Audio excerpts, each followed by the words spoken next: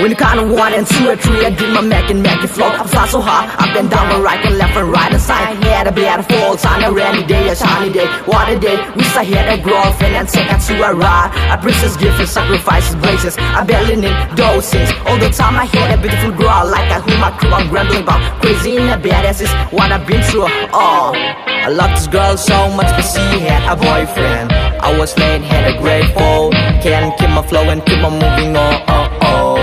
I was trapped, I was stuck by the pretty faces. Satisfy my needs on you, baby girl. Can you please figure it out? For sometimes I was so wrong about you, but now I know who you are. I've been thinking about you lately, missing you hurt me. Take a chance on me, baby, I'm feeling you.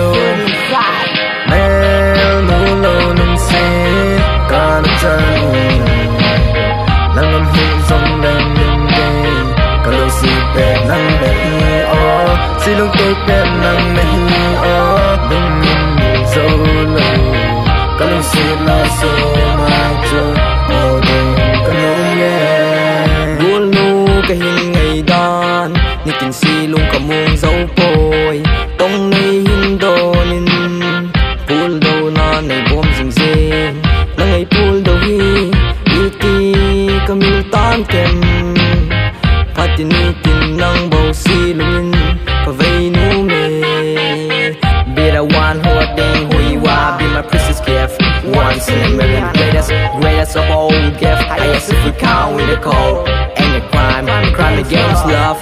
No one knows for the first time. Just a miracle taking place. Just a long time I've been waiting, struggling, waiting for this moment. That the time has come for you and me, girl. Here goes the YB rider and me pick out shot with my homie Min Joes. I really want you by my side, miss. Hold on to me.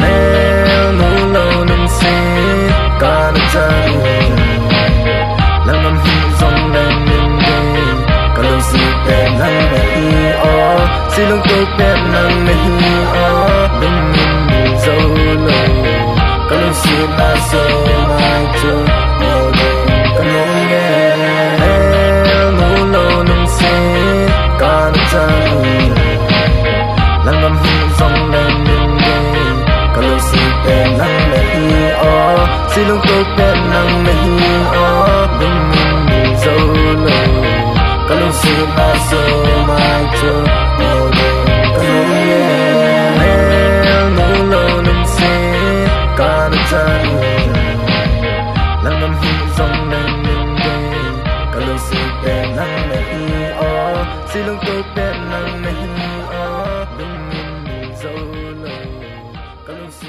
là số mai chưa